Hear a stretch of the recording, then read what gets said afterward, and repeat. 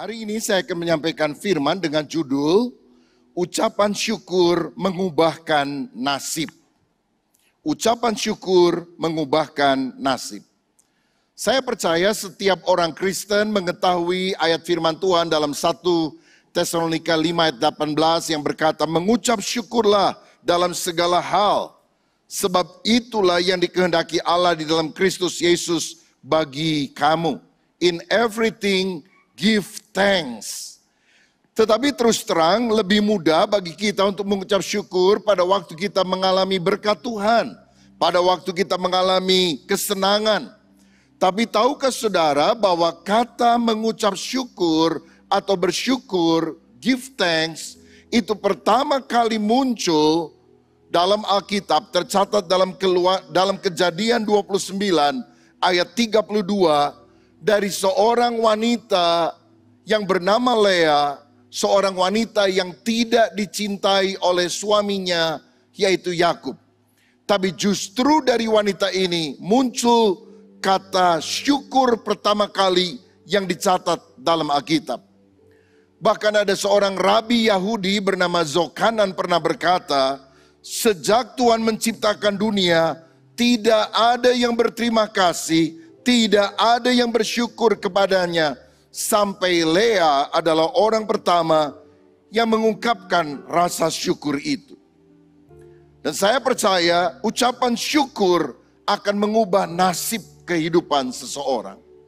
Mari kita akan baca Kejadian pasal 29 ayat 32 sampai 35 yang berkata demikian. Kejadian 29 ayat 32 sampai 35.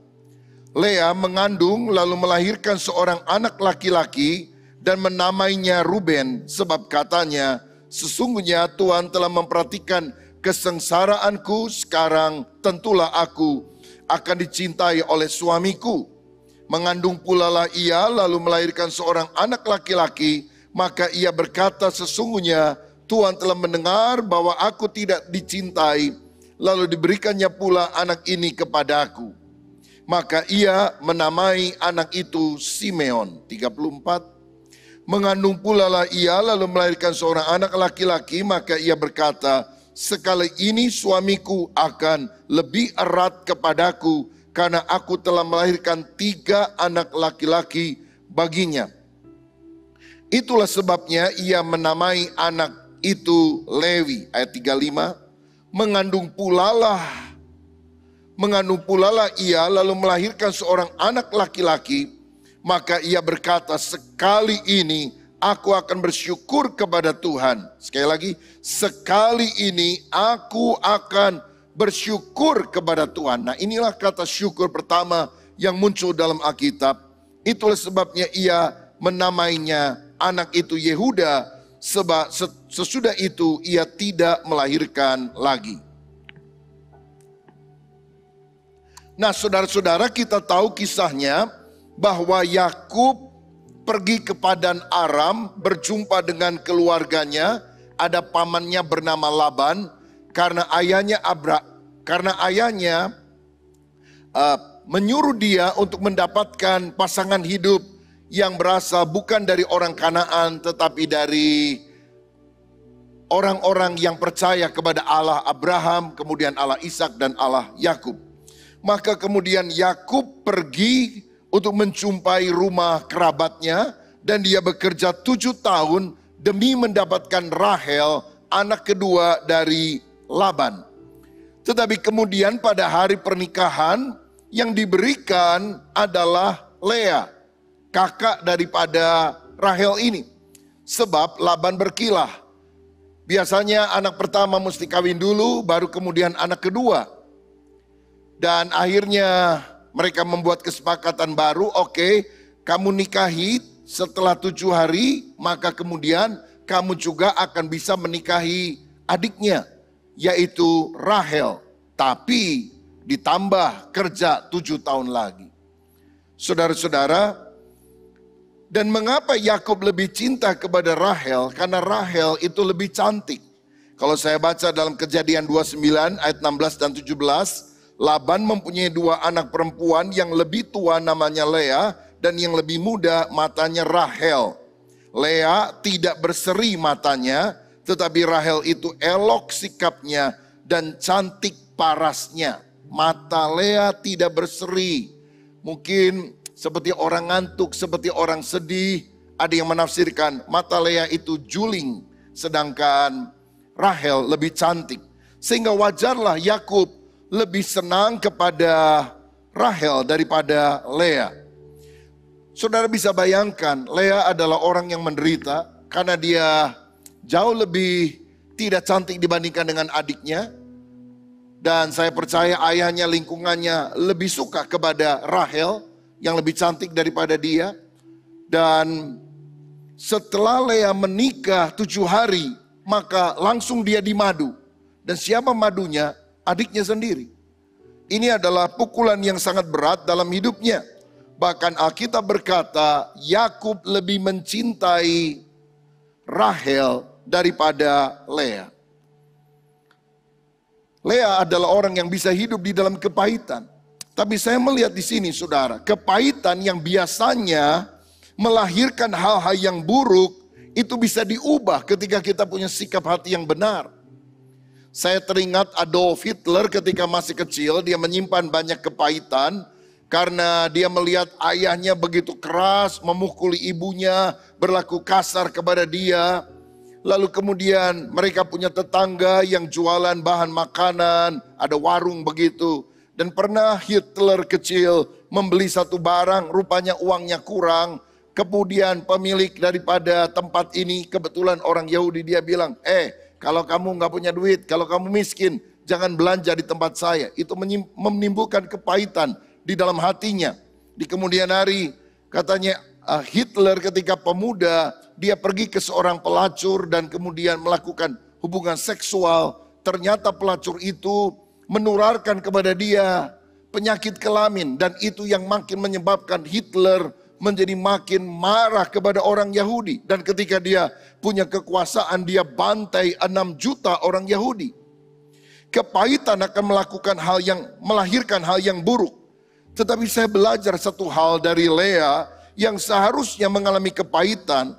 Dia adalah orang yang menjaga hati dan belajar mengucap syukur sampai dia menghasilkan buah kehidupan yang baik. Bukannya bitter, tapi better.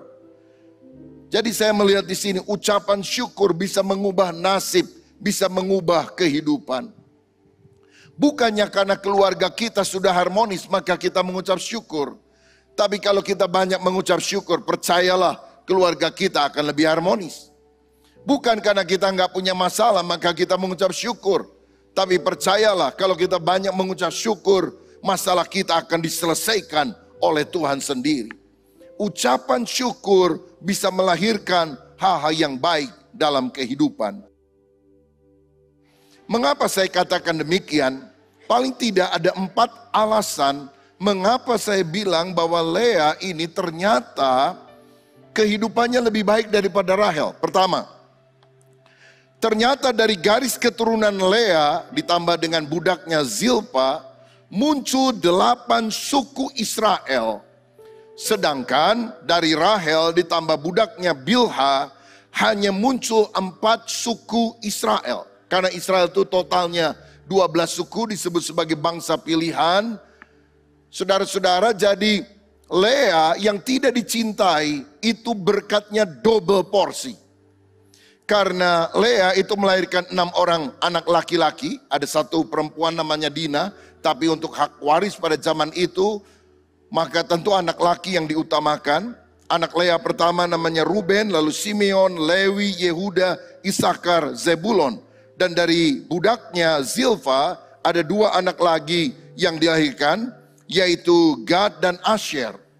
Sedangkan Rahel mendapatkan 2 anak saja, Yusuf dan Benyamin, dan 2 orang lagi dari budaknya, yaitu Bilha yang memberikan anak kepada Yakub, yaitu Dan dan Naftali. Dari sini saya melihat orang bisa saja disisihkan, gak pernah nomor 1, gak cantik, ada orang yang lebih dipuji, tapi ketika dia memiliki sikap hati yang benar dan Tuhan berkenan, engkau akan menerima berkat double porsi.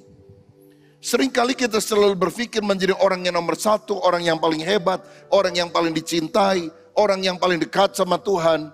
Tapi dari kehidupan Lea kita melihat ada orang yang sangat sederhana, orang yang mengalami nasib buruk dalam hidupnya, dia bisa mengalami kepahitan.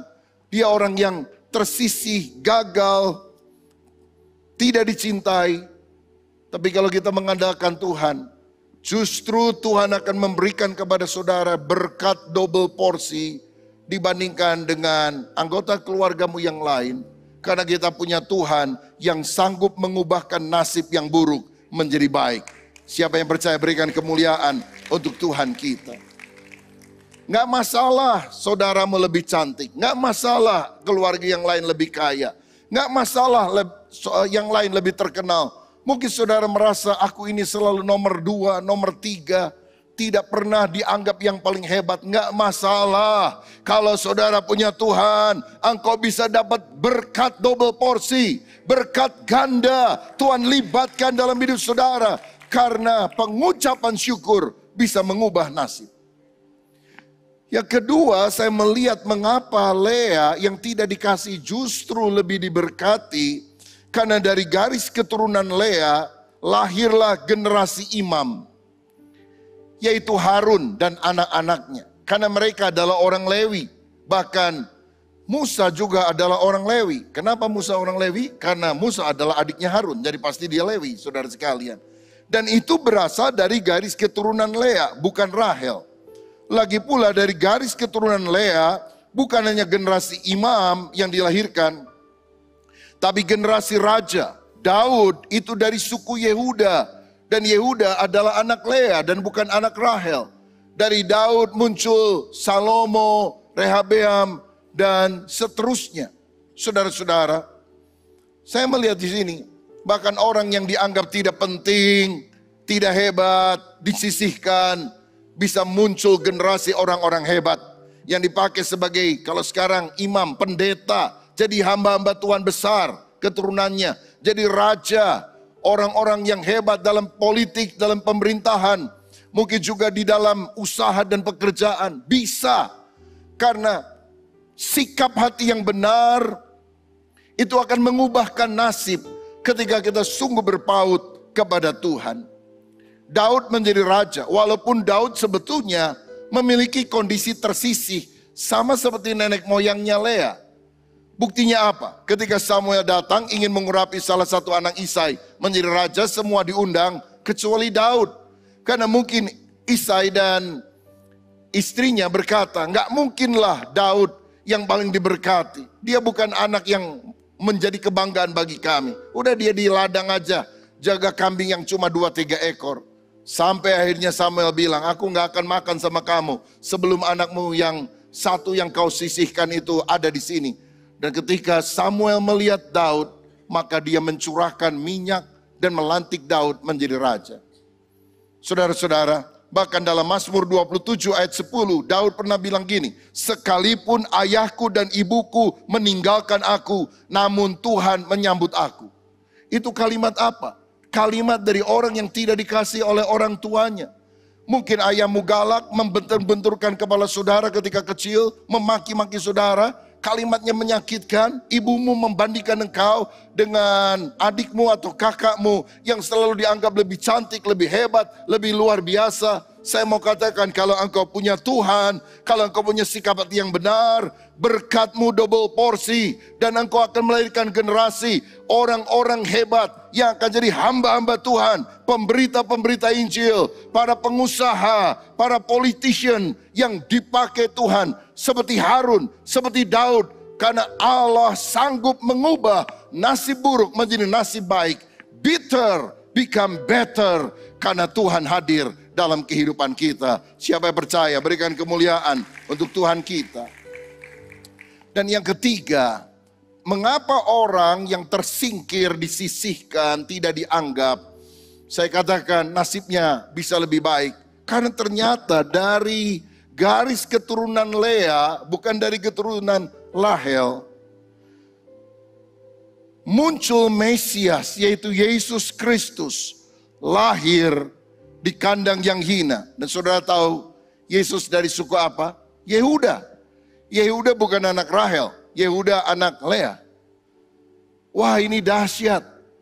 Manusia bisa memilih siapa yang dia sukai, mana favoritnya. Allah bisa melakukan perbedaan.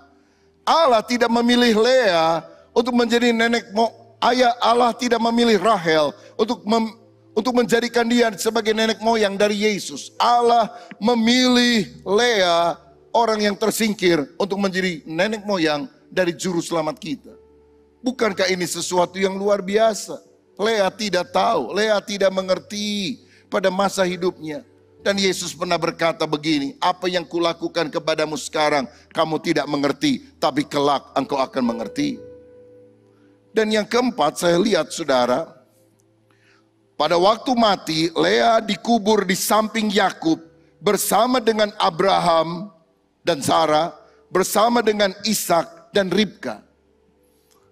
Jadi sebelum mati Yakub kasih pesan, kalau aku mati, kuburkan aku di gua Mahpela, tempat Abraham dan Sarah, tempat Ishak dan juga Ribka, ibu daripada dia, ibu dari Yakub, dibaringkan. Dan di sana juga dibaringkan, apakah istri yang dia cintai Rahel?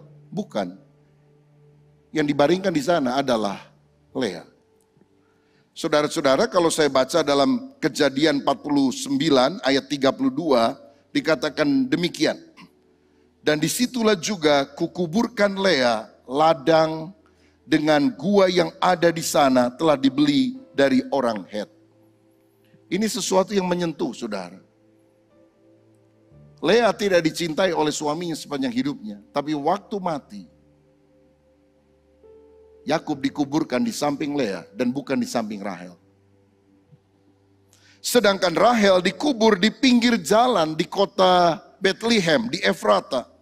Setelah dia melahirkan anak kedua, anak pertama Yusuf, anak kedua Ben-Oni. Ben-Oni itu artinya anak kedukaan, anak yang membuat aku sakit. Karena dia melahirkan dengan sangat sakit, jadi ketika anaknya lahir dia sebut Ben-Oni dan dia mati. Untunglah Yakub mengganti nama Ben-Oni ini menjadi Benyamin. Artinya anak tangan kananku, anak kesayanganku. Saudara, jadi kita lihat sampai akhir hayatnya, Rahel tuh nggak happy. Malah dia sebut kalimat terakhirnya, ini anak yang bikin saya sial, ini anak yang bikin saya sakit. Ini anak penderitaanku, ini anak kedukaanku. Lalu dia mati. Saudara-saudara, kalau saya pernah pergi ke makam Abraham, Ishak, Yakub, ada di Hebron sekarang, masuk daerah Palestina. Itu gedungnya sangat bagus sekali dirawat. Agak berbeda dengan kubur Rahel yang bersahaja. Semasa hidupnya Rahel sangat dicintai, tapi yang Tuhan angkat adalah Lea. Dan yang mendampingi Yakub ternyata bukan istri yang dia sayangi. Kenapa dia cuma dikubur di pinggir jalan? Sebetulnya Bethlehem dan Hebron gak terlalu jauh juga saudara. Kenapa Yakub tidak mengusahakan lebih keras supaya istri kesayangannya itu dikubur juga di kuburan leluhur mereka? Saya tidak tahu. Tapi mungkin karena kematiannya menjelang hari Sabat, sehingga tidak bisa dilakukan perjalanan jauh karena orang harus segera dikuburkan. Dan itu sebabnya hal ini terjadi. Mungkin seperti pada zaman COVID ini, kita mencintai keluarga kita, tapi kalau ada yang meninggal karena COVID, apalagi lagi seru-serunya waktu yang lalu itu, harus dikuburkan secepatnya saudara. Bahkan tidak boleh dikerumuni oleh begitu banyak orang. Waktu saya baca Alkitab dan melihat, karena dari dulu saya juga berpikir, oh Rahel lebih cantik, lebih baik, lebih beruntung, dia punya anak Yusuf. Tapi waktu saya teliti, Lea ini luar biasa, dia melahirkan Yesus saudara. Dia melahirkan keturunan yang melahirkan juru selamat, lebih dari Yusuf. Tuhan sanggup mengubah nasib buruk seseorang ketika sikap hati kita benar. Ada beberapa hikmah yang saya bisa petik dari kehidupan seorang yang bernama Lea ini untuk diterapkan juga dalam kehidupan kita. Yang pertama, jangan hanya terpesona pada kecantikan jasmania. Karakter batin ternyata lebih penting. Kita kalau cari calon pasangan hidup, cari calon mantu, selalu lihat tampangnya, cantik enggak. Malah kadang-kadang saudara sekalian, ada seorang ayah marah sekali sama anak laki-lakinya. Karena apa? Calon istri dari anak laki-laki pacarnya itu jelek menurut pandangan papanya. Waduh, bisa berantem saudara. Sampai saya pikir ini yang mau kawin papanya apa anaknya? Ada orang-orang seperti itu. Mudah-mudahan di sini nggak ada yang begitu saudara sekalian. Dia berusaha memilihkan yang lebih cantik dan sebagainya. Tapi anaknya bilang saya nyaman. Dia nggak terlalu cantik mungkin. Tapi saya suka sama dia, saya cinta sama dia. Saya mau menikah sama dia. Jangan hanya terpesona pada kecantikan jasmania. Karakter batin lebih penting. Biasanya kita selalu mikir kalau orang itu cantik pasti baik, pasti jujur. Jadi kalau misalnya ya anak-anak di sekolah pas lagi istirahat, orang-orang lagi main, jajan di luar dan sebagainya. Ternyata waktu masuk, saudara sekalian, ada orang yang kehilangan uang yang ditaruh di dalam tasnya. Dan ternyata diselidiki cuma ada 2 orang yang tidak keluar kelas, tapi tetap duduk, mungkin mengerjakan sesuatu. Yang satu cantik, yang kedua jelek. Kira-kira yang dituduh yang cantik apa jelek, saudara? Hah? Pasti yang jelek. Pasti si Eta.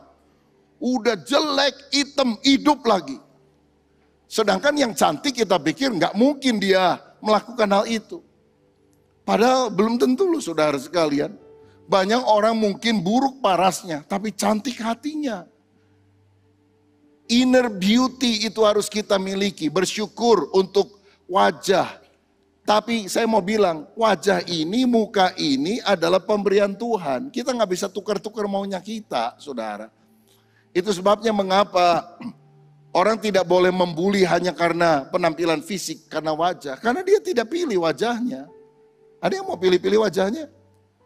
Ya ada yang ganti kiri, kanan, muka, belakang. Waduh ditarik, naik, turun. Tapi setelah sekian tahun kendor lagi. Jadi aneh wajahnya. Saya nggak apa-apa sih kalau saudara mau ibu-ibu mau operasi plastik atau apa. Ya. Tapi saya lebih menganjurkan kalau misalnya dia lahir cacat, sumbing atau apa, itu boleh. Itu lebih kaitannya kepada pengobatan daripada hanya sekedar kecantikan. Kalau sudah turun semuanya mau ditarik begitu ya terserahlah. Tapi saya mau bilang, membenahi manusia batinnya jauh lebih penting daripada manusia jasmania. 1 Petrus 3 ayat 3 dan 4 dikatakan demikian. 1 Petrus 3 ayat 3 dan 4, perhiasanmu janganlah secara lahiriah, yaitu dengan mengepang-ngepang rambut, memakai perhiasan emas atau dengan mengenakan pakaian yang indah-indah. Tetapi perhiasanmu ialah apa? Manusia batinia yang tersembunyi, dengan perhiasan yang tidak binasa, yang berasal dari roh yang lemah lembut dan tentram, yang sangat berharga di mata Allah.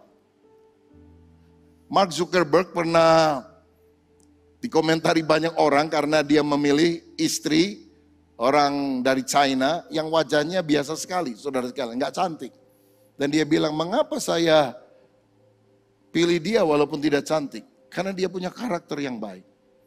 Saudara, cantik mah enak untuk dilihat beberapa saat, tapi kalau udah jadi bini, tinggal seterusnya sama hidup kita, waduh perawatan mahal, suka ngomel, suka menuntut, aduh nggak tahan juga saudara-saudara. Ya, berbahagialah yang cantik dan baik hati. Oh di sini semua wanitanya cantik dan baik hati. Haleluya. Tapi kalau saudara hanya punya salah satu, pilihlah karakter yang baik. Ya memang kadang-kadang kalau di sekolah teologi itu anak-anak mahasiswa kalau disuruh pilih mau yang jelek tapi baik atau yang cantik tapi nggak baik. Mereka kebanyakan pilih yang cantik tapi nggak baik, saudara. Lalu saya tanya kenapa? Karena kita di sekolah teologi ya diajar untuk berdoa mengubah hati yang keras menjadi bagus. Tapi tidak bisa berdoa mengubah wajah yang jelek menjadi bagus katanya. Tapi saya mau bilang saudara, Nggak mudah untuk mengubah hati yang jelek menjadi bagus itu. Perlu perjuangan doa bertahun-tahun. Karena itu yang kita harus bangun adalah karakter batin. Lemah lembut, bersyukur, sopan, ramah. Dan biarlah kita ajar anak-anak kita juga. Bukan hanya membanggakan kecantikan luar. Wah, dandannya luar biasa, bajunya luar biasa. Tapi karakter yang indah. Hikmat kedua yang saya bisa petik adalah ini. Jangan iri dan cemburu serta membandingkan diri dengan orang lain. Karena itu akan menyengsarakan kehidupan kita. Saudara-saudara, sebetulnya Rahel sama Lea ini saling cemburu. Kenapa? Rahel lebih cantik sehingga Lea menjadi cemburu kepada dia. Rahel lebih dicintai oleh suaminya sehingga Lea lebih cemburu kepada dia. Tetapi ternyata di sisi yang sama Rahel juga cemburu, iri kepada kakaknya Lea karena ternyata Lea punya anak.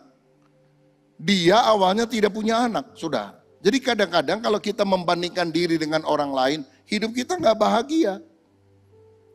Kalau saudara misalnya ikut retreat lah di gereja, lalu nginep di sebuah hotel, kan banyak kamarnya saudara. Dan begitu saudara masuk kamarmu, saudara buka jendela kamar, wah bagus, ada pantainya. Jadi ini kamar yang terakhir, saudara nggak bisa lihat sebelah kanan, tapi sebelah kiri saudara masih bisa melihat bagian pantai yang bagus. Aduh senang sekali. Nah ketika kita mau ikuti acara keluar, kita jalan, lalu ada seorang teman yang kebetulan dia juga mau keluar dari kamar. Lalu saudara bilang, lihat dulu ya, lihat dulu. Begitu dia saudara masuk kamar, saudara lihat bahwa kirinya pemandangan laut, kanannya pemandangan laut. Dan tidak ada benteng yang menghalangi. Iri atau enggak? Ih panitia teh, bayar sama, kenapa saya di pojoknya itu kehalang, kalau dia mah enggak, pilih kasih. Wah, kepahitan muncul, saudara. Karena itu jangan suka banding-bandingin orang lain. Bersyukur dengan apa yang ada. Kalau saudara lagi naik sepeda, lalu teman mau naik sepeda motor, bersyukur saja. Tuhan kenapa saya mah GL, genjot langsung, dia mah Honda GL. Jangan iri sama orang lain, saudara. Kalau saudara suka lihat Facebook, Instagram atau apapun, dan saudara lihat, teman kita lagi jalan-jalan ke Bali, jalan-jalan ke luar negeri. Aduh, saya mah di sini terus. Kalau saudara punya hati iri seperti itu, matiin tuh Facebook. Buang itu Instagram, buat apa hati saudara terganggu? Karena engkau tidak bisa jaga hatimu sendiri. Jangan iri, cemburu, membandingkan diri. Tiap orang punya berkatnya masing-masing. Jangan urusin orang lain, jangan terlalu kepo dengan orang. Bersyukur saja dengan berkat yang Tuhan berikan kepada kita. Alkitab mengajarkan segala kepahitan, kegeraman, kemarahan, pertikaian, fitnah, hendaklah dibuang dari antara kamu. Demikian pula segala kejahatan. Tapi hendaklah kamu ramah, penuh kasih mesra, saling mengampuni satu dengan yang lain. Sebagaimana Kristus telah mengasihi dan mengampuni kita. Saudara-saudara, jangan iri dan membandingkan diri. Dan yang ketiga, jangan menjadikan pasanganmu sumber kebahagiaanmu. Jangan menjadikan keluargamu sumber kebahagiaanmu. Melainkan jadikan Allah yang adil dan baik sebagai sumber kebahagiaan. Lihat ketika Lea tidak dikasihi oleh Yakub, dalam Kejadian 29 ayat 31 dikatakan ketika Tuhan melihat bahwa Lea tidak dicintai, dibukanyalah kandungannya, tetapi Rahel mandul. Ternyata di balik semuanya itu, saudara sekalian, ada Allah yang mengatur hal-hal baik di dalam kehidupan kita. Karena kalau saya lihat, Lea di dalam pergumulannya mulai berharap kepada Tuhan. Rahel awalnya tidak demikian. Saudara ingat Rahel pernah menyembunyikan berhala namanya terafim. Dia lebih bergantung kepada berhalanya daripada kepada Tuhannya. Jadi jangan jadikan pasanganmu sumber kebahagiaan. Rasanya kalau Pasanganmu tidak cinta lagi, udah lain. Aduh, hidup kita gelisah. Suamimu selingkuh sama orang lain. Aduh, kita nangis, rasanya mau mati, bunuh diri. Oh, tentu itu adalah masalah dalam kehidupan. Tapi jadikan Tuhan sebagai sumber kebahagiaanmu dan bukan keluargamu. Karena semua manusia bisa mengecewakan. Hanya Tuhan yang tidak mengecewakan. Saudara pernah dengar ada seorang pakar daripada ilmu leadership kepemimpinan yang bernama John Maxwell. Dia punya istri namanya Margaret. Satu kali dalam satu seminar ada seorang bertanya kepada Margaret, istri daripada John Maxwell. Margaret, apakah engkau bahagia punya suami pembicara internasional hebat seperti John Maxwell? Apakah John Maxwell membahagiakan hidupmu? Margaret berpikir sebentar dan dia bilang tidak. Semua orang kaget, saudara sekalian. Suaminya ada di situ lagi. Suaminya juga kaget, kenapa istrinya bilang, apakah suamimu membahagiakan engkau? Dia bilang tidak. Sebab yang membuat aku bahagia adalah pilihanku. Aku yang membuat aku bahagia. Dan saya bersyukur karena Tuhan menambahkan kebahagiaan dengan John Maxwell yang baik hati yang mendampingi saya. Artinya apa? Walaupun suamimu sangat baik hati, tapi kalau saudara punya hati yang tidak baik, engkau akan negatif. Ada suami ya, belikan baju untuk istrinya sebagai hadiah gitu saudara. Dia ada di luar kota, ada tugas. Lalu waktu mau pulang, dia ingat khotbah pendeta, kasih oleh-oleh dong. Lalu dia masuk ke toko, dia carikan baju. Dan saya mau bilang, salah satu hal yang paling sulit tugas seorang suami adalah mencarikan kado untuk istrinya. Percayalah saudara sekalian. Karena apa? Kalau istri belikan baju model apapun dipakai sama suaminya. Coba kalau suami beliin baju buat istrinya, apa dipakai? Setelah dia cari dan dia pikir itu yang paling bagus, dia bawa saudara-saudara kepada istrinya. Begitu istrinya lihat, lalu dia bilang, kenapa kamu kasih baju ini kepada saya? Mungkin karena kamu dulu teringat-ingat sama pacar kamu itu ya. Loh enggak, ini buat kamu, aku enggak mikir siapa-siapa, bohong. Karena pacar kamu yang itu kan model-modelnya kan begini nih kalau pakai baju. Kamu paksa saya kan, supaya kamu setiap kali lihat saya bisa ingat sama pacar kamu yang dulu. Aduh capek deh kalau model begini saudara. Ini kan kesalahan bukan pajak pemancar pada penerima. Ada istri yang cemburu banget. Aduh kan repot hidup sama orang seperti itu. Ada suami juga yang cemburu banget. Istri khusus kalangan sendiri. Istrinya naik delman aja ditanya, tadi kudanya laki atau perempuan? Kan repot kalau punya orang model begini saudara sekalian. Jadi jangan jadikan pasanganmu, anggota keluargamu, anakmu, cucumu, mantumu, siapapun sebagai sumber kebahagiaan. Mereka menambah kebahagiaan kita, jelas kita bersyukur. Tapi sumbernya hanyalah Tuhan sendiri. Dia Allah yang adil, Dia Allah yang baik, Dia Allah yang penuh kasih dalam kehidupan ini. Nah jika demikian, bagaimana mengubah sikap hati yang buruk menjadi bersyukur? Dari bitter menjadi better. Yang pertama, kita harus percaya bahwa Tuhan melihat. Lihat dalam Kejadian 29 ayat 32. Ketika Lea tidak dikasih oleh suaminya, dikatakan Lea mengandung lalu melahirkan seorang anak laki-laki dan menamainya Ruben sebab katanya sesungguhnya Tuhan telah memperhatikan atau melihat kesengsaraanku. Sekarang tentulah aku akan dicintai oleh suamiku.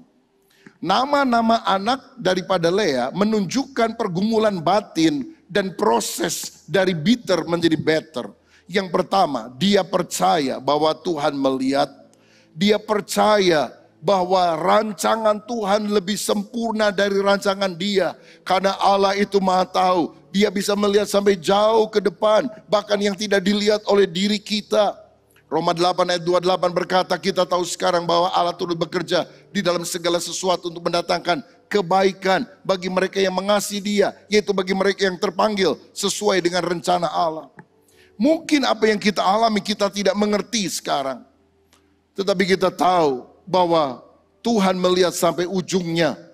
Dan Dia ingin menyediakan ujung yang bahagia, happy ending dalam hidup kita. Seperti Yusuf yang mengalami kesengsaraan, dijual sebagai budak.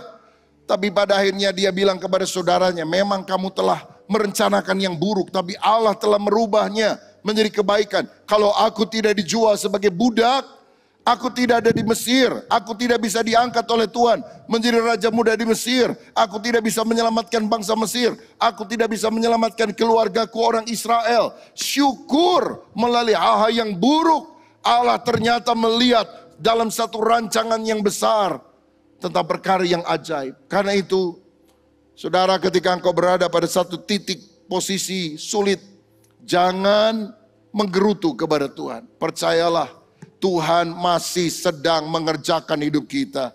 Dan rancangannya selalu indah dalam kehidupan kita. Seperti perajut agung, mungkin dia sedang menisikan jarum yang berwarna dengan bola yang berwarna gelap, hitam, abu tua, coklat. Dan kau berkata, kenapa Tuhan jalan kehidupan warna gelap yang kau sedang lakukan dalam hidup saya? Tenang saudara, sang perajut agung belum selesai mengerjakan kita. Kalau selesai kita akan lihat sebuah pemandangan yang luar biasa dari hasil buatan yang dia kerjakan tersebut. Yang kedua, bagaimana mengubah sikap hati buruk menjadi bersyukur, bitter menjadi better. Yang kedua, kita harus percaya Tuhan mendengar. Kejadian 29 ayat 33 berkata demikian. Mengandung pula lah ia, lalu melahirkan seorang anak laki-laki. Maka ia berkata, sesungguhnya Tuhan telah mendengar bahwa aku tidak dicintai. Lalu diberikannya pula anak itu kepadaku. Maka ia menamai anak itu Simeon. Ruben artinya Tuhan melihat. Simeon artinya Tuhan mendengar.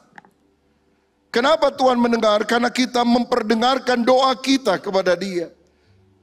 Lea berdoa seperti Hana yang pernah berdoa meminta anak, yaitu Samuel, kepada Tuhan. Dan Allah memberikannya. Kalau hatimu sedang pahit, jangan kata-kata pahit yang keluar. Berdoa kepada Tuhan. Percaya rancangan Allah jauh lebih besar dan indah daripada apa yang kita pikirkan. Mazmur 145 ayat yang ke-18. Tuhan dekat pada setiap orang yang berseru kepadanya. Pada setiap orang yang berseru kepadanya dalam kesetiaan. Yang pertama, kalau kau merasa kehidupanmu sulit, pengucapan syukur bisa mengubah hidup saudara. Langkahnya bagaimana supaya kita bisa mengucap syukur dalam segala keadaan? Pertama, percaya Tuhan melihat seluruh kehidupan kita lebih luas daripada apa yang kita lihat.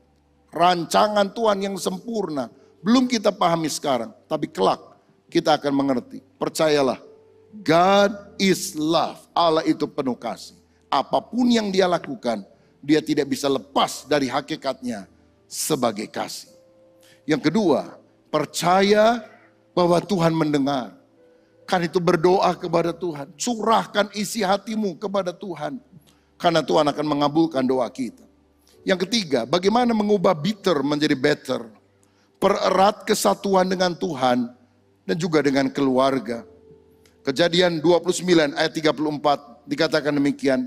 Mengandung pula lah ia, lalu melahirkan seorang anak laki-laki. Maka ia berkata, sekali ini suamiku akan lebih erat kepadaku, karena aku telah melahirkan 3 anak laki-laki baginya. Itulah sebabnya ia menamai anak itu Lewi.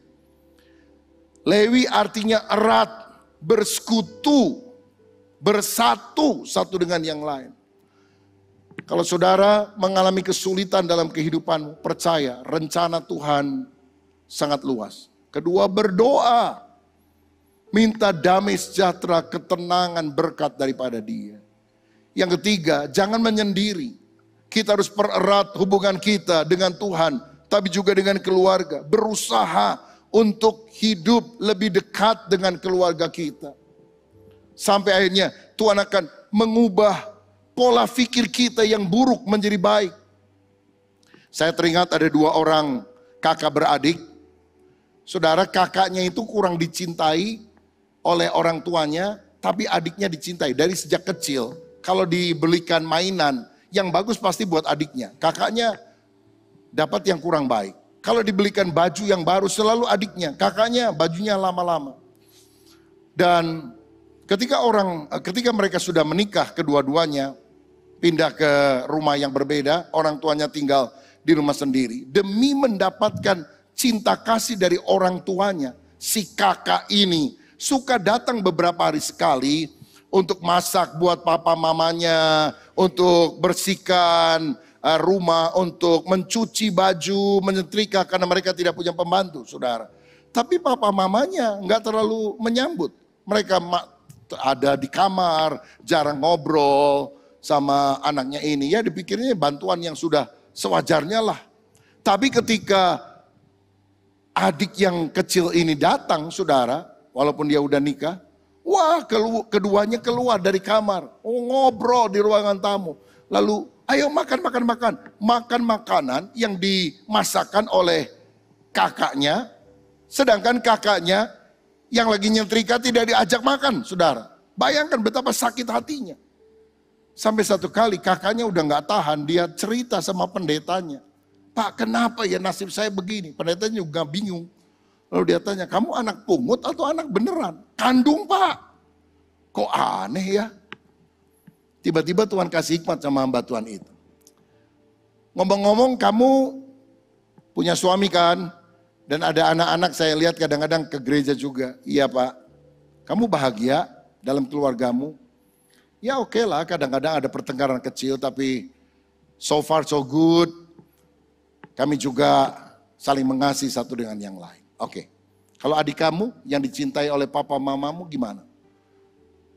Adik saya sudah 2 kali bercerai.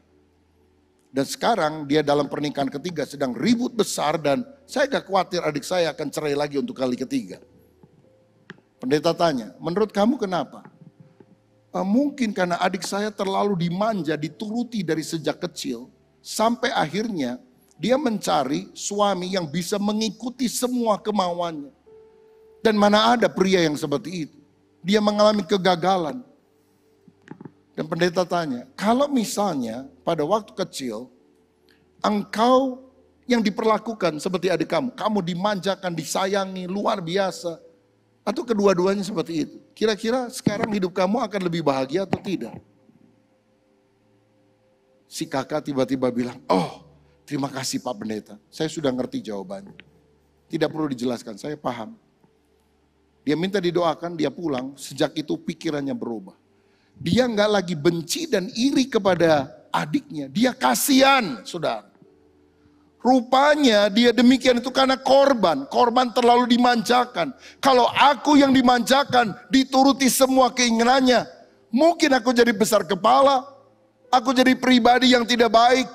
Seperti ratu yang paling hebat dan aku akan menjajah suami atau suami-suami yang datang dalam kehidupan dan tidak akan pernah ada orang yang bisa memuaskannya. Sejak itu, dia masih suka ke papa mamanya.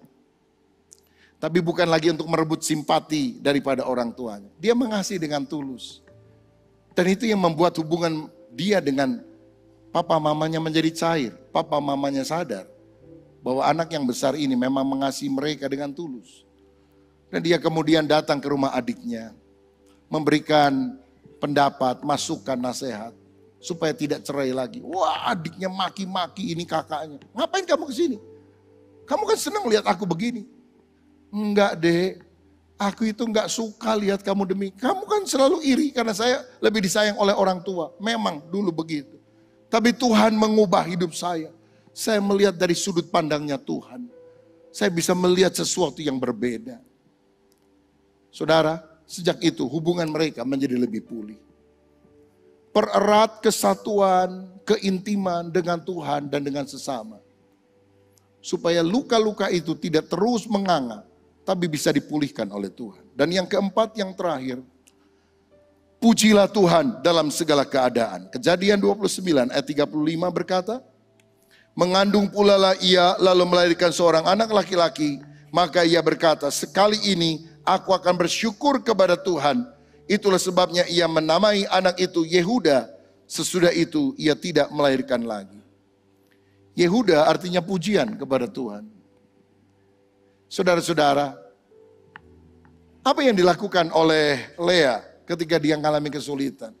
Dia bersyukur kepada Tuhan. Syukur itu muncul karena dia tahu Tuhan melihat secara sempurna. Tuhan mendengar seruan doanya.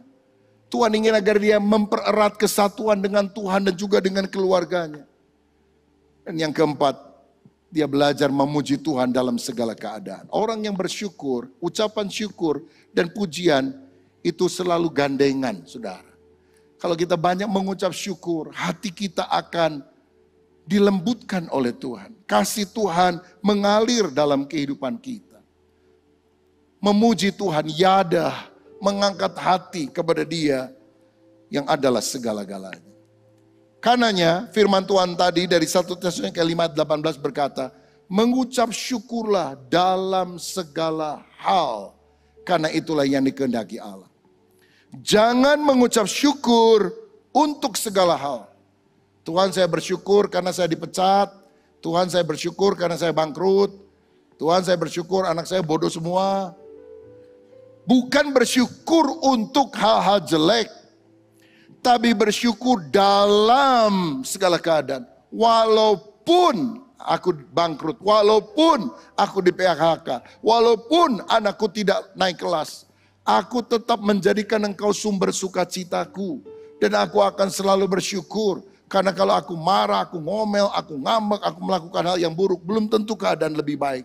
Tapi waktu aku bersyukur, maka aku memiliki sikap hati yang benar. Ide-ide yang bagus akan datang. Dan kemudian perkara-perkara yang baik juga akan Tuhan limpahkan dalam kehidupanku. Saudara, mari belajar bersyukur kepada Tuhan. Menyanyikan pujian untuk kemuliaan nama Tuhan. Dan saya percaya, orang yang tersingkirkan bukan nomor satu, yang tidak terkenal, yang tidak dihitung. Allah bisa berkati double porsi. Karena ada Allah di sorga, Allah yang adil, yang melihat sikap hati kita. Dan Dia memberikan, bukan karena paras muka kita, tapi karena sikap hati yang memuji, menyukakan hati Tuhan. Kalau ada di antara saudara yang merasa terpinggirkan, tersisih, bukan orang yang paling hebat, tidak terlalu dianggap dalam keluarga, Allah peduli kepadamu. Allah melukiskan engkau pada telapak tangannya. Engkau adalah anaknya, laki-laki dan perempuan yang berharga di mata Tuhan. Yesus mati, mencurahkan darahnya hanya untuk menebus saya dan saudara. Yang mungkin engkau tidak dianggap oleh dunia, tapi Allah mengasihi engkau. Jangan menggerutu, bersyukur. Karena bersyukur adalah sikap hati yang benar, yang bisa mengubah nasib kita menjadi indah. Tuhan Yesus kiranya memberkati kita semuanya. Amin.